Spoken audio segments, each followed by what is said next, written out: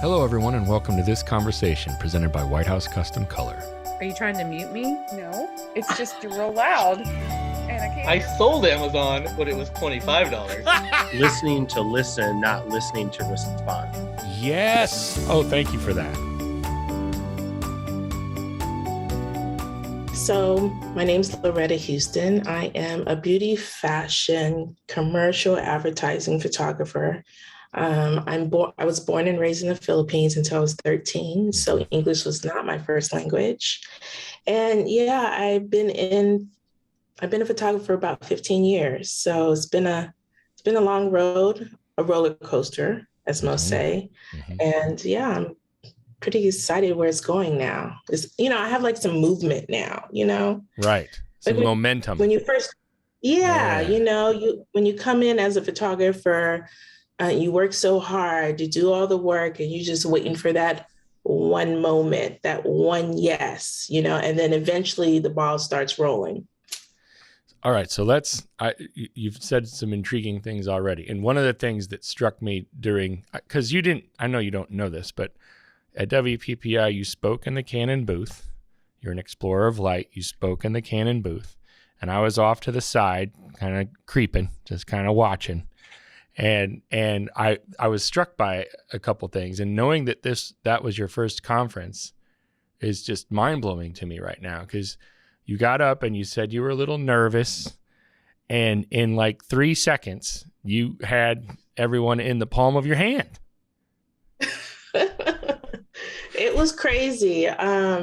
So right before the conference, me and my friends gathered together and they wanted to hear me speak, right? Yeah. And we went through all the, things that I need to explain, the introduction, what I'm going to teach and all that stuff. It just went out the door once I got on floor. When you got up there, none of that mattered. It was all gone. Yeah, I went through it, but I went on a tangent and spoke a little bit more than I wanted to about who I was. And I'm just like, you know what, whatever. It's me. It's me. You're going to love me or not like me. You were you came across as very authentic to me. And it seemed like it was off the cuff and you were just kind of rolling with it. But everyone was so engaged in what you were saying and what you were doing, I think because of that, right? It wasn't scripted. You weren't like following a list of things that you were making sure you had to do. It was just, that's Laretta and she's telling us what's up and she's doing her thing, right? That's right. Kind of how it was. And you mentioned that you were born and raised until 13 in the Philippines. Can you talk a little bit about that? Because I've been to the Philippines. I love the Philippines. Oh. I was very fortunate to be able to go 15 years ago to the Philippines with my wife, and we fell in love with the country. We fell in love with the people. It was an incredible experience. So when you said that right away, it struck a nerve for me, and I'd like to hear a little bit more about your upbringing in the Philippines and how that went.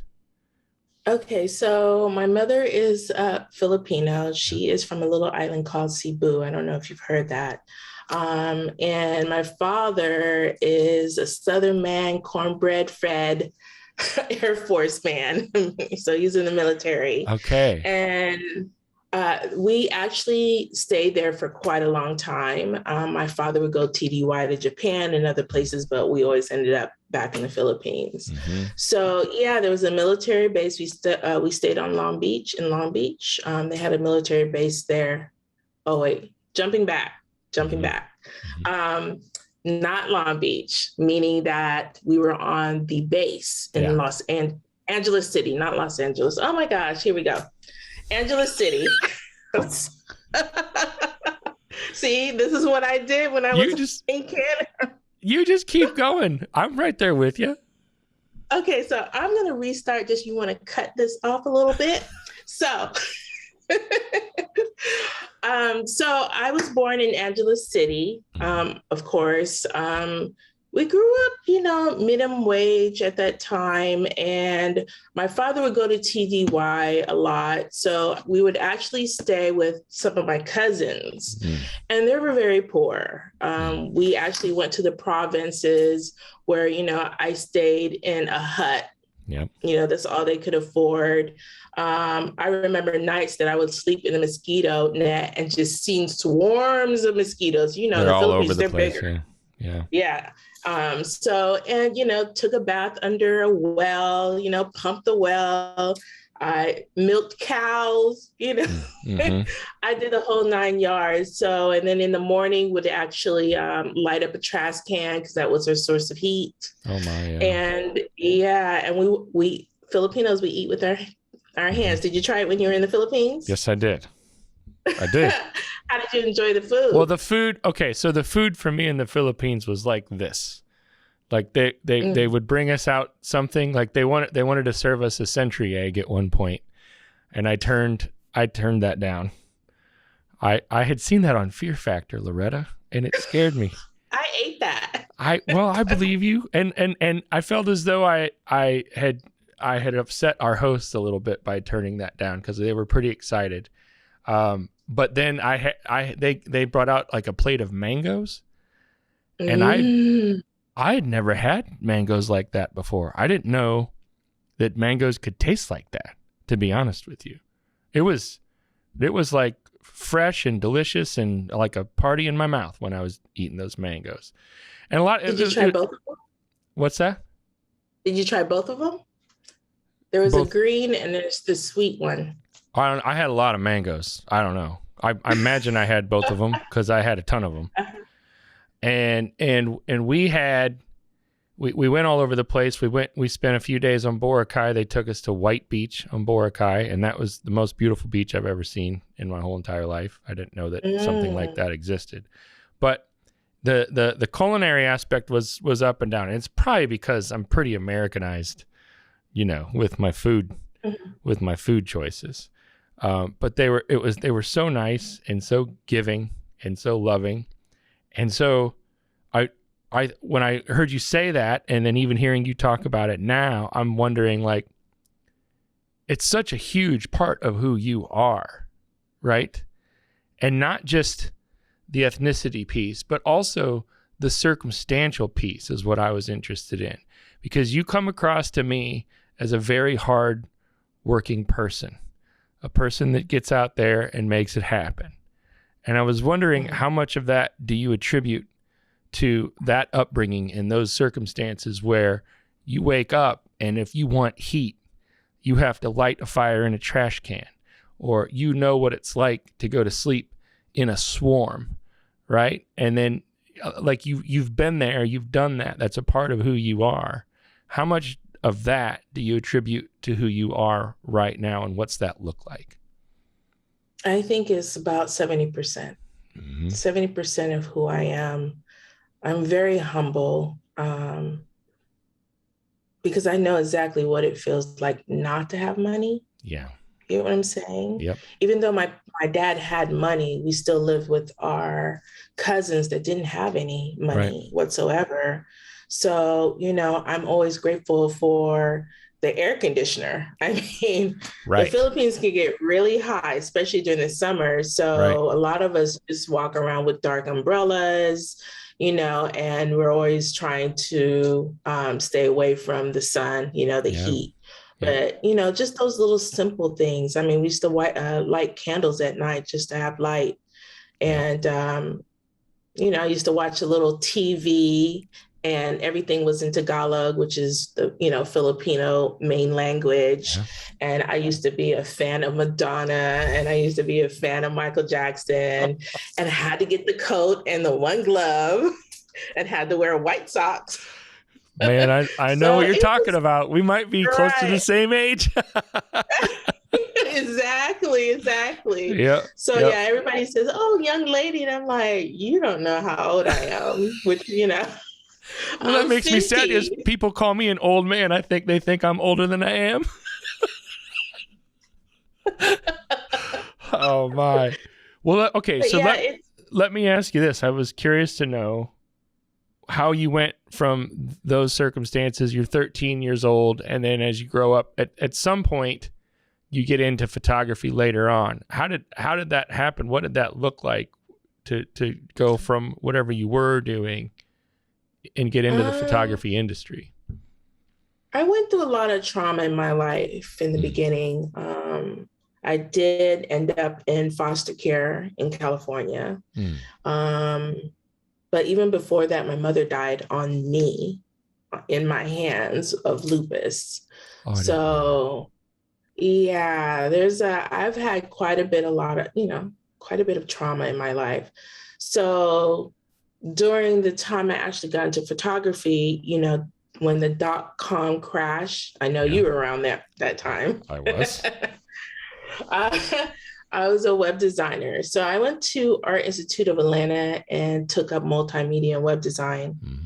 And then as soon as I graduated, none of my jobs were lasting more than a year, 9 months, because of the crash. You know what I'm saying? It was a mess. And they laid a lot of the creative industry off, whether you were a graphic designer, photographer, whatever. So I was like, okay, I'm just going to be an entrepreneur. Yeah. So I actually did a gift basket company online. So I made a basket line online, and Yahoo was my first client. So that was pretty cool, right? What? That was like a moment. Yeah. Yeah. It had I was to be like, a oh moment. my gosh. First client, Yahoo. That's a pretty good client. Yes. And then I decided to go after another job. So I, left that alone, and I was back in as a web designer again. And then they just pretty much fired me. Yeah. And they fired me because I wasn't there for about a good 3 weeks because my daughter was sick. So I was like, I need to make money. So I just started photography. So I shot a lot of landscapes, rusted items, rusted cars, anything rusted, because I thought there was just rusted. Okay. Yeah, I know it's weird, but I actually enjoyed that. Well, I think it's interesting. Different people get drawn to different things, and you were drawn to that. You were drawn to rust. Yes. I don't know why. I wish I had the photography experience that I had now with the pictures I took back then. Oh, yeah. Right. Because when I look back, I'm like, oh. Well, at that point, we all do that. Everybody does that. Yeah. But how do you go from rust to fashion? Okay, so one day I was at a park and I was shooting, like stuff at the park or whatever, the lake in Atlanta, and these kids happened to be playing. So I was just like, you know what? I'm just going to take some pictures of some kids, and I truly enjoyed it. And so I joined Flickr. Oh yeah. Remember Flickr back in the day? Oh yeah. I joined really? Flickr. Yeah. And what's that modeling website that everybody used to go to? That had all the models. Photographers would go in there and they would find models. Model Mayhem. Yeah, Mayhem. I couldn't come up with the word. Yes. I'm sure a lot of photographers were on that. And I was just like, you know what? Let me try and see if I can get a model. And a friend of mine was like, hey, I have a friend who's a model, male model. He'll do it for free. And I'm like, okay, cool.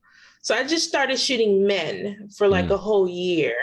And that was just to focus on my photography, lighting, and all that good stuff. I didn't want to deal with hair and makeup.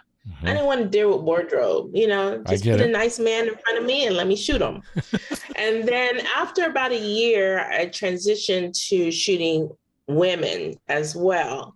And that's where it all started. I enjoyed, the conceptual part, of makeup and hair and, overall theme that we're going to shoot and how we're going to shoot it. And I used to dream about being on Vogue and, all those high fashion magazines. Yeah. So 3 years in, I got signed. And yeah, that's How what did happened. I started how campaigns. how does that happen? Like how do you I mean, for people that are listening, there might be people that are listening that aspire to do what you're doing and in a sense be who you are. How do you get signed? How does that occur? That was because I knew somebody who knew him. Okay. So it's all about network, right? I feel Yes. like even as a photographer, whether you're new or seasoned, it's all about who you know. Mm-hmm. So fortunately, she raved about me, and yeah, I end up getting signed.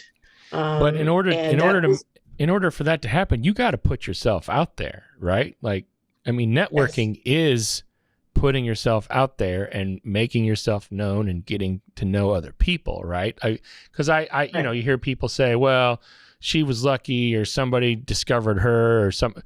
But you were networked by getting to know people and like building relationships, right? Yeah, That that is takes correct. effort. That doesn't just happen by itself. I think a lot of photographers forget to do that part. Like when you actually, let's just say you have a client, whether small, whether it be a one client or a big one, you have to like still connect, Mm-hmm. meaning Mm-hmm. take them out to lunch, Yeah. still, put yourself in front of their eyes or, try to connect with them on a deeper level and talk about some of their interests as well, not just photography, but their interests. Right. And then you end up having these long relationships. I have a lot of creative directors that I'm still friends with now, Mm-hmm. and they still give me jobs. I'm friends with art directors, art buyers, just friends, cool people. And we just don't talk about photography the whole time. Right. But when it's time, Right. when it's time for a job, I'm the one they call. When it's time to work, you work. You're at it. You're Yeah, making it happen.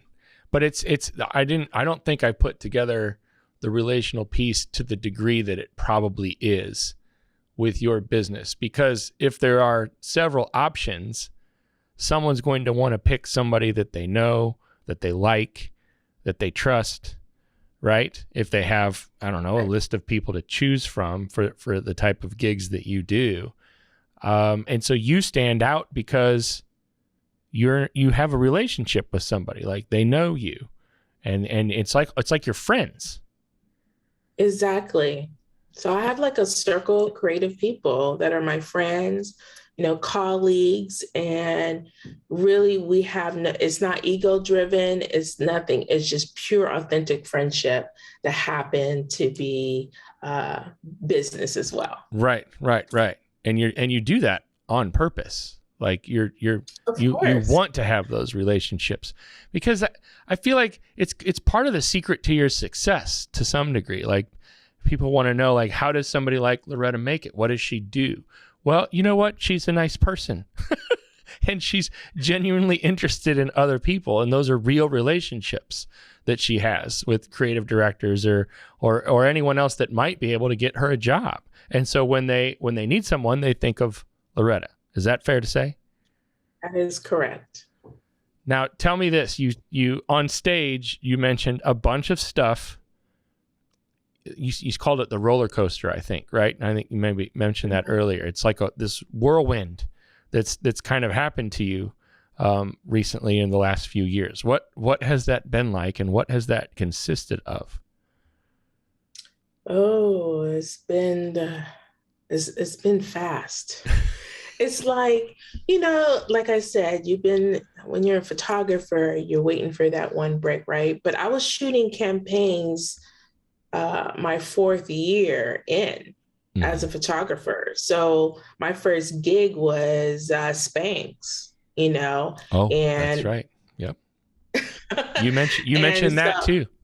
Yep. and then the gigs of started just coming, the campaigns. But no one ever recognized me, of course, because you're shooting campaigns and advertisements. A lot of people don't really care about the photographers. Okay. It's just about the campaign. They don't even know who shot them, right? Right. Unless you actually uploaded it to a great social, Right. platform, Right. right? And it goes viral. Yeah. But my first real, I just say momentum was when Sports Illustrated hit me up. Sports Illustrated swimsuit. Yeah, you mentioned that you shot Tyra Banks. I did. So she actually found me on Instagram. So she wanted you? Tyra actually wanted for real? Yeah. I missed that part of the talk. I didn't realize that that's how it went. I remember you told the story about how you found out, right? Right, but I didn't say Tyra. I think I said it on my second the second time conference, the second day of the conference, right? But yeah, she found me on Instagram, and her and Sports Illustrated Swimsuit were stalking me. I had no idea. So they were stalking me for quite a minute, right? Yeah. And then I mentioned, I think I was in Cabos, and I put up a little flyer saying, hey, I'm going to be in Atlanta. You know, if anybody needs work or whatever, I'm available. And I think they saw the dates. And the dates were in conflict with when they wanted to hire me. Oh. So then that's when the email happened. And when I first looked at the email, and I was just like, it was like, they said Sports Illustrated Swimsuit, but I didn't believe them because there was no signature in the email. So I thought it was spam. You thought it was fake? You spam. thought it was fake? I did. So I was just like, this is so fake. And so I responded back and it was like, I said, is this a spam? You just asked him.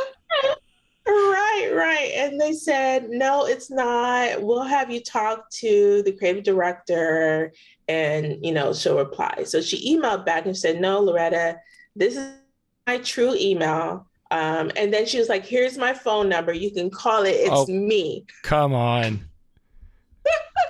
Now, the funny thing about that conversation the first day, I remember my last agent that I had, he was like, Laretta, we want to pitch you to Sports Illustrated Swimsuit so you can be the first Black photographer, the first woman to shoot for them. And I'm like, and I looked at him, I was like, this is never going to happen.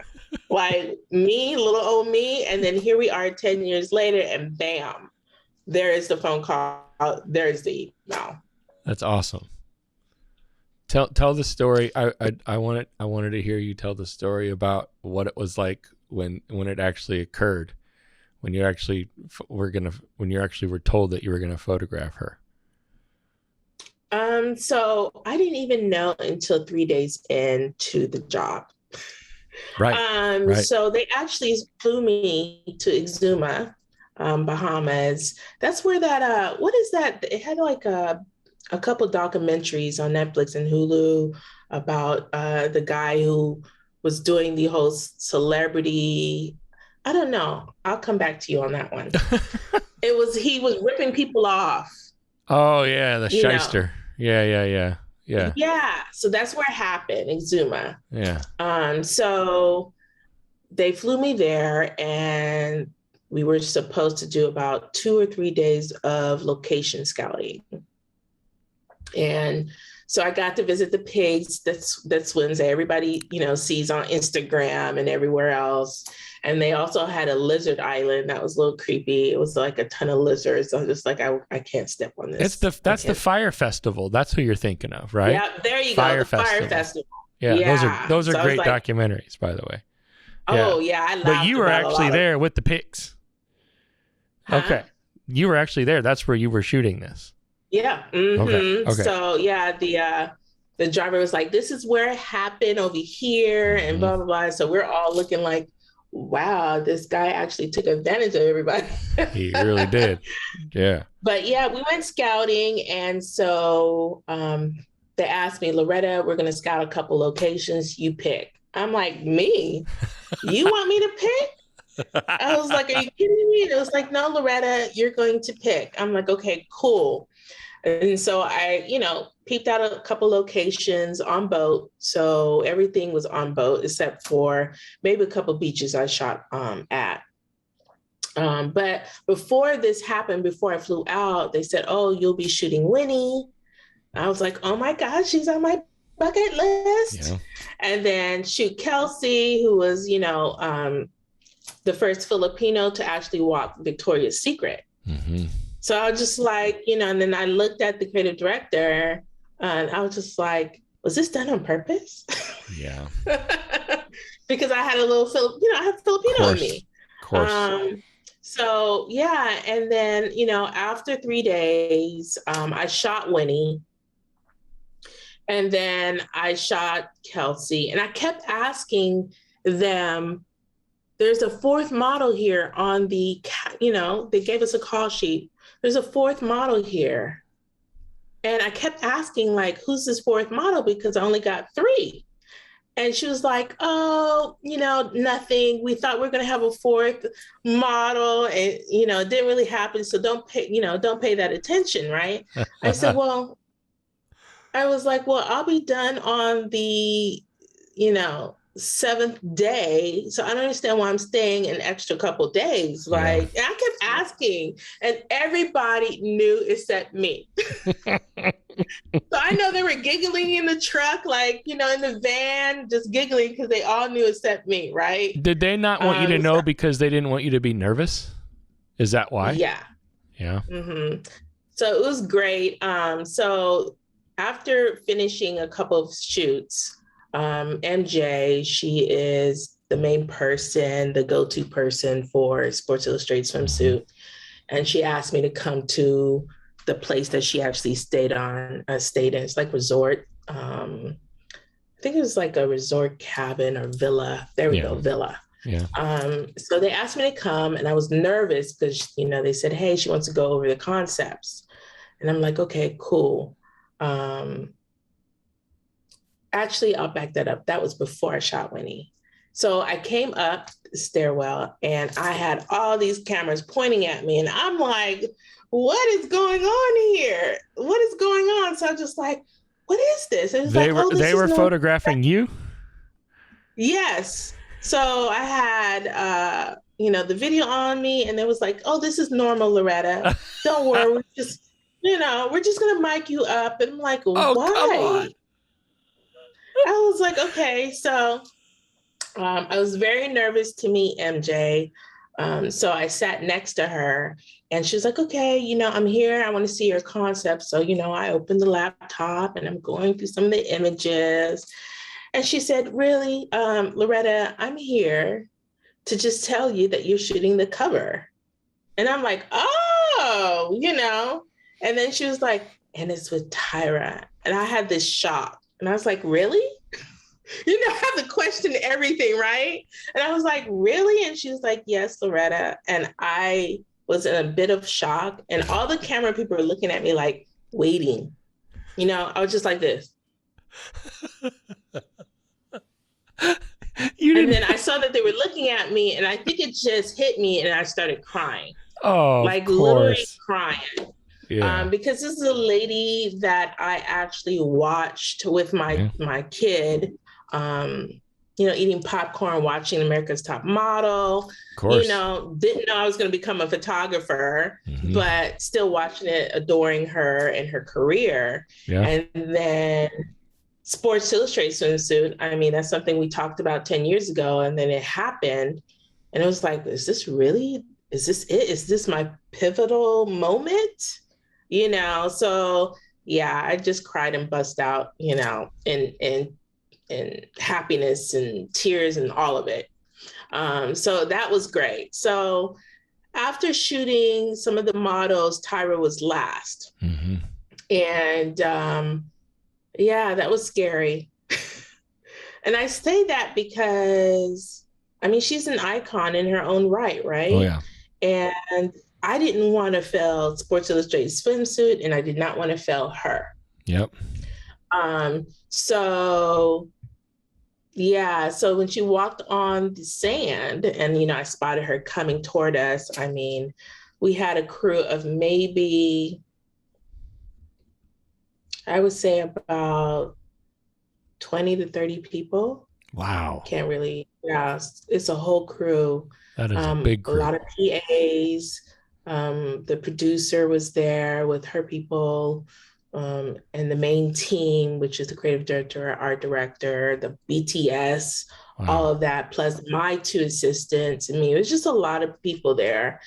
And when she walked on to the beach, I was like, as she was approaching me, I was just like, oh my God, Laretta. I turned around, I said, don't fuck this up. I bet. Is that okay to say? Can I say that word? Well, it was said. I was like, okay. So I was just like, oh my God, do not mess this up. This is it.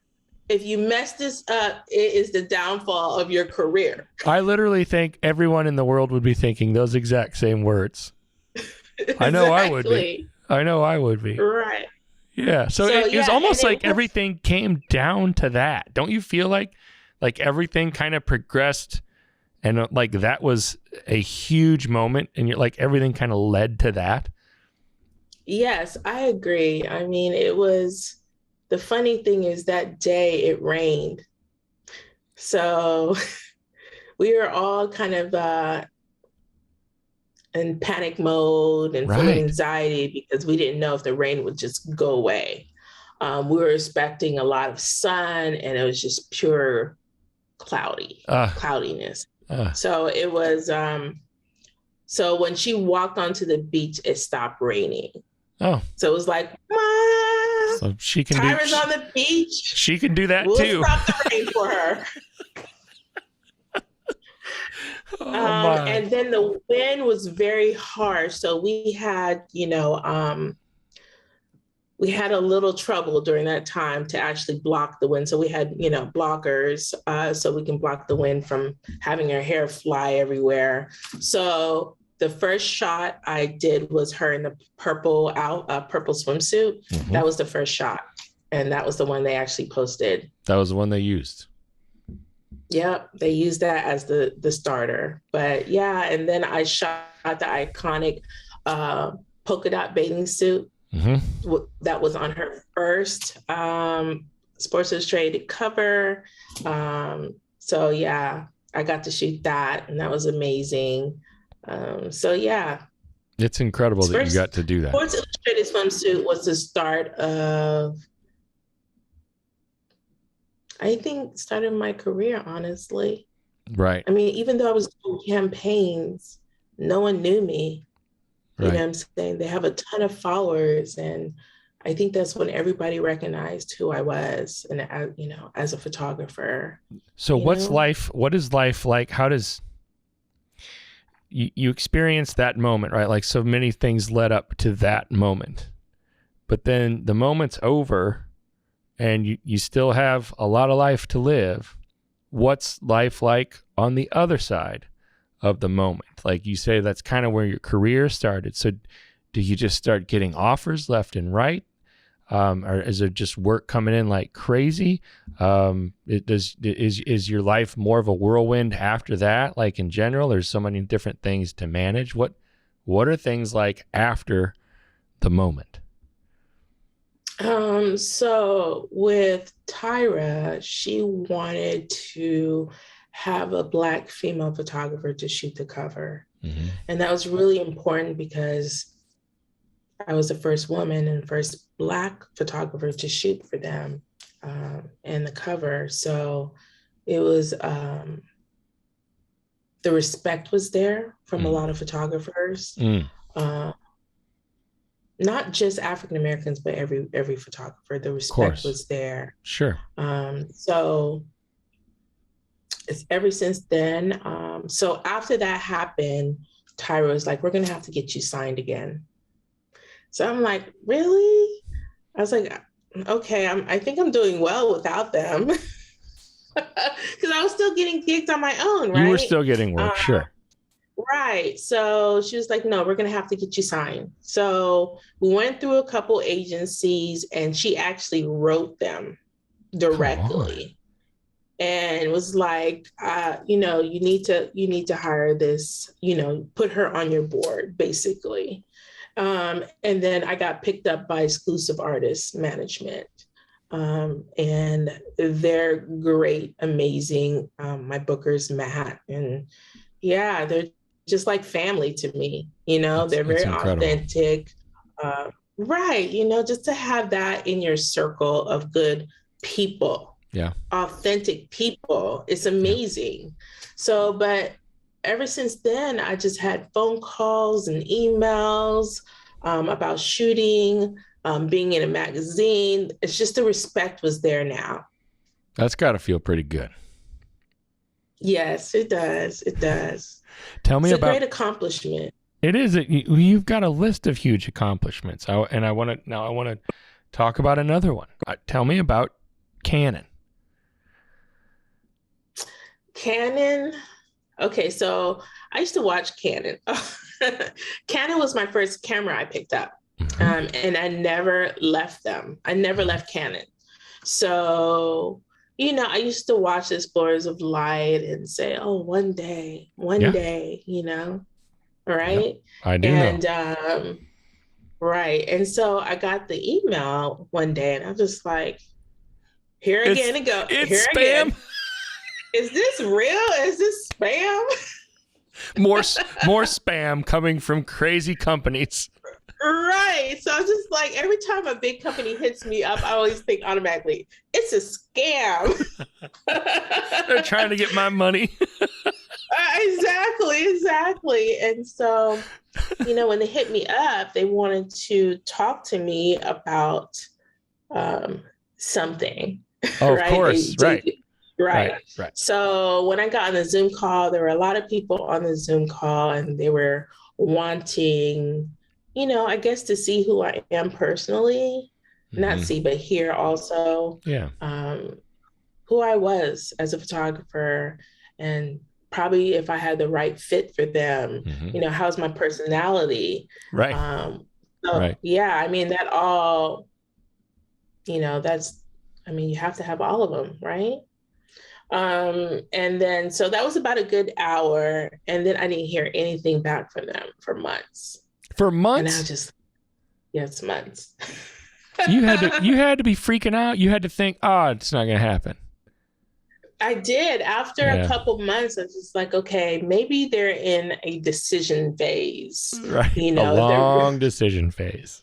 Right. You know, whether they, you know, to see if I was the right fit for them. So I just let it go. You know, I unattached myself from it and say, if it's meant for me, it will be. Right. Yeah. And so after a few months, because I think I talked to them, I can't remember what month, but it was the beginning of the year.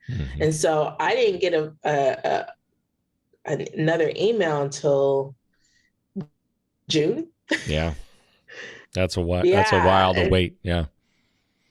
Right. So I just kind of let it go because I was just like, hey, maybe I'm not the right fit for them. And the time I was going to reach out to them, they emailed me. So maybe I wasn't manifesting it. Right. I don't know. Yeah, you made it happen. Tell me this though. You're an explorer of light now, and so of course you're all about Canon, but you were before that for well over a decade, right? Like you were a Canon shooter through and through already.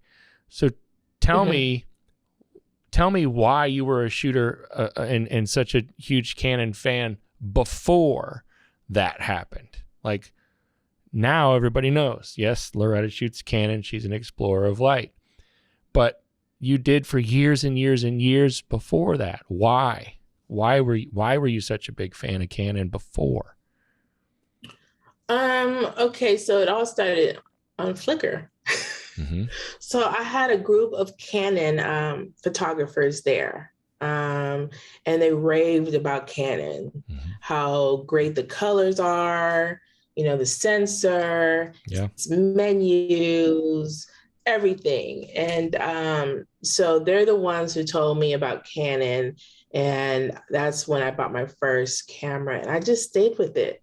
It's like, why break it? Why go to another camera company if this is if this is the camera that you really like, right? Right. The company you really like. So, I just stayed with it. I just didn't wear out. Yeah, why try to fix something that's not broken if it's working so well? That's what I meant to say. Right. Well, you said You said it in so many words. Well, I say the same thing. My wife's been a Canon shooter for a long time too. So, and it's the same thing. Like, it works so well. There's no reason to change it. And now I'm assuming that you're using the mirrorless cameras. You shoot the R5? It's on order. It's coming. It's coming soon. It's on order. I can't wait. I had a conversation with one of my assistants, and he was raving about the R5. Yeah. And it being mirrorless. And so I can't wait. But, I've been shooting with the 5DSR for quite a minute now. Mm-hmm. And so, yesterday I was like, give me the R5. Good for you. Well, tell me this. This is what I like to finish with sometimes. And I'd like to hear your thoughts, given all the things that you've gone through, all the places that you've been, both on earth, but also in your life, all the things that have happened to you and that you've seen. What sort of advice do you have for someone that's just coming into the industry, or even someone younger that aspires to be where you're at and aspires to maybe accomplish some of the things that you have? You said earlier, oh, maybe someday, when you used to look at the explorers of light, and now you are one. What do you have to say to the hundreds, if not thousands, if not tens of thousands of younger people in particular that now are looking at you and saying, maybe someday? I think, honestly, it's just hard work. Like, just do your work. Do it authentically. Learn to shoot outside and inside. Connect with people. I think that's the biggest thing, that people don't give it enough credit, but it is who you know. Right. It is. Right. But, I don't want it to be where, it's who you know with the great work you're doing. It's kind of who you know and who you are at the same. Yeah, it's exactly. kind of all of it at the same time, right? Right. I'm just, I don't ride other people's coats. Right. I do the dog work, right? Yeah. I love it. I feel like photographers need to learn the in and outs along with business, because a lot of photographers fail in the business aspect of photography. They'll go in for a few years and just dump it, or just say they're not making a good living, and, right. Not following with their true calling. So they opt for a regular 9-to-5, which is okay. Some people are great, want to do a 9-to-5, but then you have us who are creators that we want to do something different, and we want to freedom of expression. But just do the work, do the work. And get paid for it. I like it. Laretta, it was a pleasure to talk to you. I really appreciate your time. Thank you, Jed. I'm excited to see what other big moments happen for you. Yes. I'm excited. After the Sports Illustrated, I shot for ABC, and that was amazing. Oh, that was heavy work. It was. I think we actually shot with we used about 16 or 17 lights for 2 sets. And That's unreal. The rental invoice was $25,000. I've never had an invoice that big. I thought Sports Illustrated was big. No. ABC. I spit out my coffee when I got the invoice. I was like, oh. I know, have you seen those memes where the girl's like this? Yeah. I was doing that.